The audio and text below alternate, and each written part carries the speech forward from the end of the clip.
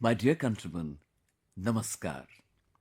Mann Ki Baat means touching upon the collective efforts of the country, referring to the achievements of the country, discussing the strength of the people. Mann Ki Baat means touching upon the dreams of the youth, the aspirations of the citizens of the country. I wait for Mann Ki Baat throughout the month so that I can communicate with you directly. There are innumerable messages. My earnest endeavor is to read as many messages as possible, to brainstorm on your suggestions. Friends, today is a very special day. It is NCC Day. As soon as the name of NCC comes up, we remember our school college days. I myself have been an NCC cadet, so I can say with full confidence that the experience gained from it is invaluable for me. NCC instills a spirit of discipline, leadership and service in the youth. You must have seen around you that whenever there is a disaster, be it a flood, an earthquake or an accident, NCC cadets unfailingly make themselves available there to help. Today, efforts are being undertaken continuously to strengthen NCC in the country. In 2014, about 14 lakh youth were associated with NCC. Now in 2024, more than 20 lakh youth are associated with NCC. Compared to earlier times, provision for NCC has been made in 5,000 new schools and colleges. And the biggest aspect is that earlier the number of girl cadets in NCC was just around 25%. Now, the number of girl cadets in NCC has risen to almost 40%. The campaign to connect more and more youths residing along the border with NCC is also going on continuously. I would urge the youth to join NCC in maximum numbers. You'll notice that no matter what career you choose, NCC will help you a lot in personality development. Friends, the role of the youth in building a developed India is very significant. When young minds come together and deliberate upon the country's future journey, positively, concrete paths emerge. You know that on the 12th of January, on the birth anniversary of Swami Vivekananda ji, the country celebrates Youth Day. Next year is Swami Vivekananda ji's 162nd birth anniversary. This time, it will be celebrated in a very special way. On this occasion, a Mahakumbh of young minds is going to be held at Bharat Mandapam in Delhi on 11th-12th January. And the name of this initiative is Vikasit Bharat Young Leaders Dialogue. Crores of youth from all over India will participate in it. 2,000 such youth selected from villages, blocks, districts, states will gather at Bharat Mandapam for the Vikasit Bharat Young Leaders Dialogue. You might remember that from the ramparts of the Red Fort, I have urged such youth to join politics, none of whose family members or even the entire family have had a political background. To connect 1 lakh such youth, new youth to politics, many special campaigns will be run in the country. Vikasit Bharat Young Leaders Dialogue is also one such effort. Experts from the country and abroad will grace this. Many national and international personalities would also be there. I'll also be present in it for as much time as possible. The youth will get an opportunity to present their ideas directly before us. How can the country take these ideas forward? How can a solid roadmap be made? A blueprint will be prepared for this. So you too get ready. This is a great opportunity for those who are going to build the future of India, who are the future generation of the country. Come, let us build the country together, make the country developed. My dear countrymen, in Mann Ki Baat, we often talk about such youth.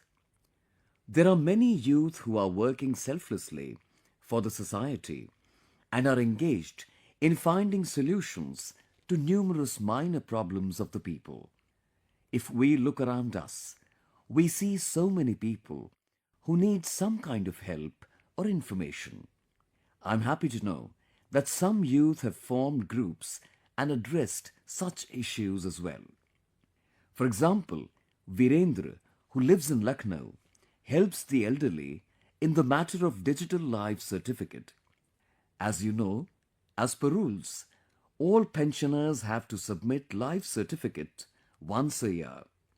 Till 2014, the process was such that the elderly had to go to the banks and submit it themselves. You can imagine how much inconvenience it used to cause to our elderly. Now, the system has changed. Now, by enabling the digital life certificate, things have become very simple. The elderly do not have to go to the bank. Youths like Virendra have a major role in ensuring that the elderly do not face any problem on account of technology. They keep making the elderly of their neighborhood aware about it. Not just that, they are also making the elderly tech savvy. Today, with such efforts, the number of people receiving digital life certificates has crossed the 80 lakh mark. Among these, more than 2 lakh are such elderly people whose age has crossed even 80. Friends, in many cities, the youth are also coming forward to make the elderly a part of the digital revolution. Mahesh from Bhopal has taught many elderly people of his locality to make payments through mobile. These elderly people had smartphones, but there was no one to tell them their correct usage. The youth have also come forward to save the elderly from the risk of digital arrest. Rajiv from Ahmedabad warns people about the risk of digital arrest. I had discussed digital arrest in the last episode of Mann Ki Baat. The elderly are the most common victims of such crimes. In such a situation, it is our responsibility to make them aware and help them stay safe from cyber fraud. We have to explain to people again and again that there is no provision of digital arrest in the government. This is a blatant lie, a conspiracy to trap people. I am happy that our young friends are participating in this work with full sensitivity and are motivating others as well. My dear countrymen, these days many experiments are being conducted for the education of children. The effort is to enhance the creativity of our children and their love for books. It is said that books are humans' best friend, and what better place than the library to strengthen this friendship? I want to share one such example from Chennai with you. Here one such library has been set up for children, which has become a hub of creativity and learning. It is known as Prakrit Arivagam. The idea of this library is the brainchild of Sri Ram Gopalanji, who is associated with the world of technology. During his work abroad, he remained connected with the world of latest technology, but he also kept thinking about developing the habit of reading and learning in children. After returning to India, he established Prakrit Arivagam. It is more than 3,000 books, which children eagerly wait to read. Apart from books, different types of activities being organized in this library also attract children. Be it storytelling sessions, art workshops, memory training classes, robotics lessons, or public speaking, there is something or the other to the liking of everyone. Friends, the Food for Thought Foundation has also established many wonderful libraries in Hyderabad. It's their endeavor as well to ensure that children get books to read with solid information on as many topics as possible. The Prayog Library of Gopalganj in Bihar has started being talked about in many cities in the neighborhood. Apart from youths of around 12 villages getting the facility to read books from this library is also providing other important facilities to the people. Some libraries are such that they are very useful for students in preparing for competitive examinations. It is indeed very heartening to note that the library is being used in the best possible way to strengthen the society. You too should develop friendship with books and see how it brings a change in your life. My dear countrymen, I've returned from Guyana, a country in South America, the night before yesterday. Thousands of kilometers away from India, a mini India dwells in Guyana too. Around 180 years ago, people from India were taken to Guyana to work in the fields and for other tasks. Today, people of Indian origin in Guyana are leading the country in every field, be it politics, business, education, or culture. The President of Guyana, Dr. Irfan Ali, is also of Indian origin and is proud of his Indian heritage.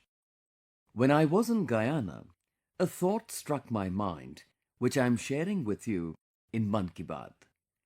Just like Guyana, there are lakhs of Indians in dozens of countries across the world. Their ancestors have their own stories of decades, even those over 200, 300 years ago. Can you be on the lookout for such stories of how Indian immigrants made their mark in different countries, how they took part in their freedom struggle, how they kept their Indian heritage alive? I want you to find out such true stories and share them with me. You can also share these stories on the Namo app or on MyGov with hashtag Indian Diaspora Stories. Friends, you will also find an extraordinary project going on in Oman very interesting. Numerous Indian families have been living in Oman for many centuries. Most of them who have settled there are from Kutch in Gujarat. These people had created important trade links. Even today, they have Omani citizenship, but Indianness is ingrained in their personae. With the support of the Indian Embassy in Oman and the National Archives of India, a team has started the work of preserving the history of these families. Thousands of documents have been collected under this campaign so far. These include diaries, account books, ledgers, letters, and telegrams. Some of these documents even date back to the year 1838. These documents are full of sentiments.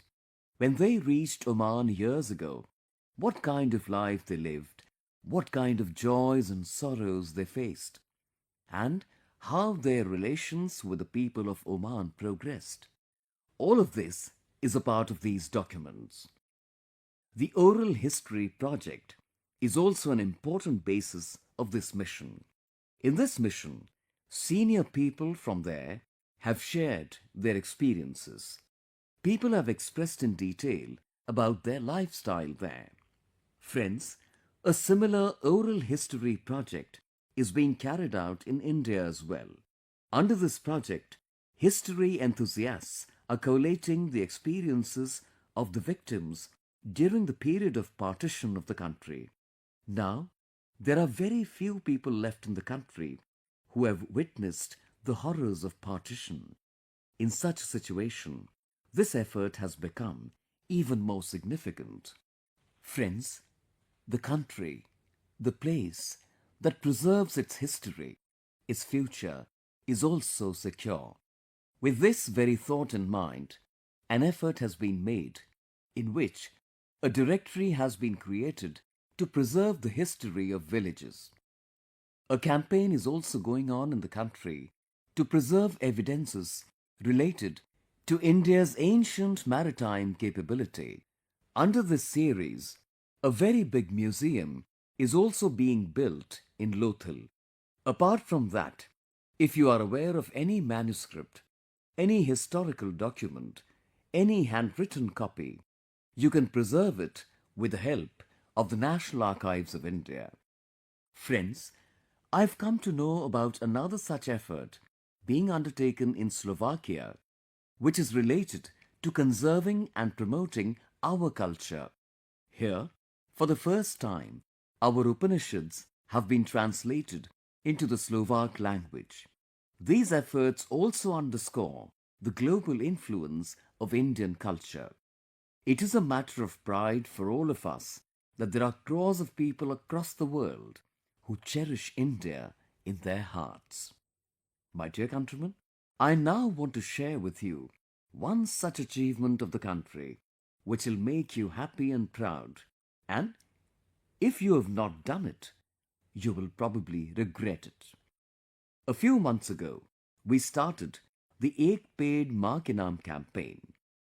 People from all over the country participated in this campaign with great enthusiasm. I am very happy to tell you that this campaign has crossed the important milestone 100 crore trees, that too, in just 5 months. This has been possible only due to the tireless efforts of our countrymen. You'll be proud to know one more fact related to this. The Ek Ped Maa Ke Naam campaign is now spreading to other countries of the world as well. When I was in Guyana, I witnessed this campaign there as well. There, Guyana's president, Dr. Irfan Ali, his mother-in-law, and other family members joined me in the Ek Ped Maa Ke Naam campaign. Friends, this campaign is going on continuously in different parts of the country. A record of tree planting was made in Indore, Madhya Pradesh under the campaign Ek Ped Maa Ke Naam. More than 12 lakh trees were planted here in 24 hours. On account of this campaign, the barren area of Revati Hills of Indore will now turn into a green zone. A unique record was made through this campaign in Jaisalmer, Rajasthan. Here, a team of women planted 25,000 trees in 1 hour. Mothers planted trees in the name of their mothers and inspired others too. Here, more than 5,000 people planted trees at one location. This too is a record in itself. Under the campaign Ek Ped Maa Ke Naam, many social organizations are planting trees according to local needs. Their effort is that wherever trees are planted, a complete ecosystem should develop in an environment-friendly manner. Therefore, these organizations are planting medicinal plants at some places, and at other places, they are planting trees to facilitate nesting for birds. In Bihar, the women of Jivika Self-Help Group are running a campaign to plant 75 lakh trees. The focus of these women is on fruit trees so that income could also be generated in the future.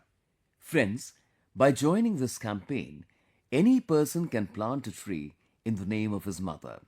If the mother is with you, you can plant the tree along with her. Otherwise, you can become a part of this campaign by carrying her photograph with you. You can also post a selfie with the tree on mygov.in.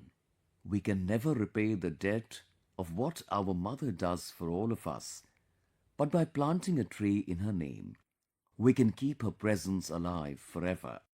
My dear countrymen, all of you must have seen sparrows chirping on rooftops or trees during your childhood. Sparrows are known as Kuruvi in Tamil and Malayalam, Pichuka in Telugu, and Gubbi in Kannada.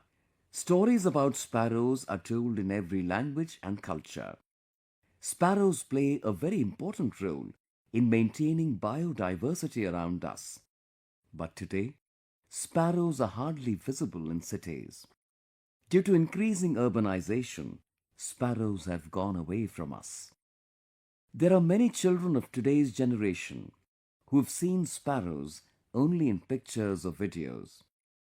Some unique efforts are being made to bring back this lovely bird in the lives of such children. Chennai's Kudugal Trust has involved school children in its campaign to increase the sparrow population. The people of the organization go to schools and tell the children how important sparrows are in everyday life. This organization trains children to make sparrow nests. For this, the people of the organization taught the children to make a small wooden house. In that, arrangements for food and shelter were made for the sparrows. These are homes that can be placed on the outer wall of any building or on a tree.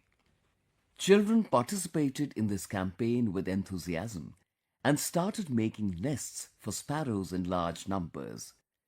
In the last 4 years, the organization has prepared 10,000 such nests for sparrows. With this initiative of the Kudugal Trust, the sparrow population has started rising in the surrounding areas. If you too make such efforts in your surroundings, sparrows will certainly again become a part of our lives. Friends, an organization in Mysuru, Karnataka has started a campaign called Early Bird for Children. This organization runs a special kind of library to tell children about birds. Not only this, it has prepared a nature education kit to create a sense of responsibility towards nature in children. This kit contains storybooks, games, activity sheets, and jigsaw puzzles for children. This organization takes children from cities to villages and introduces them to birds. On account of the efforts of this organization, children have started recognizing many species of birds. The listeners of Mann Ki Baat can also develop a different perspective in children to see and understand their surroundings through such efforts. My dear countrymen, you must have noticed that as soon as someone mentions a government office, a picture of a pile of files emerges in your mind. You must have seen something similar in films too. So many jokes are made on these piles of files in government offices. So many stories have been written. These files used to gather dust after lying in offices for years and years and would start accumulating dirt. A special Swachhata Abhiyan was launched to remove such decades-old files and scrap. You'll be happy to know that this campaign has brought amazing results in government departments. Cleanliness has freed up a lot of space in offices. This has also brought in a sense of ownership among the people working in the offices. They've also become serious about keeping their workplace clean. Friends, you must have often heard elders say that where there is cleanliness, Goddess Lakshmi resides there. The concept of waste to wealth is very old in our country. In many parts of the country, the youth are transforming items considered useless, that is waste, to wealth. They are innovating in different ways. They are earning money from that, generating avenues of employment. These youth are also promoting a sustainable lifestyle through their efforts. The effort of two daughters of Mumbai is really very inspiring. These two daughters named Akshara and Prakriti are creating fashion items through fabric scraps. You also know that the scraps that come out during cutting and stitching of clothes are considered useless and thrown away. Akshara and Prakriti's team transforms the same fabric scraps into fashion products. Caps and bags made from cuttings are literally flying off the shelves. Friends, a good initiative is on in Kanpur, UP as well, pertaining to cleanliness. Here, some people go for daily morning walks, picking up plastic and other garbage spread on the banks of the Ganga. This group has been named the Kanpur Pluggers Group. This campaign was started by a few friends collectively. Gradually, it became a big campaign of public participation. Many people of the city have joined this campaign. Its members have now started collecting garbage from shops and houses as well. Tree guards are made from this garbage in the recycle plant. That is, people of this group also protect the plants with tree guards made from garbage.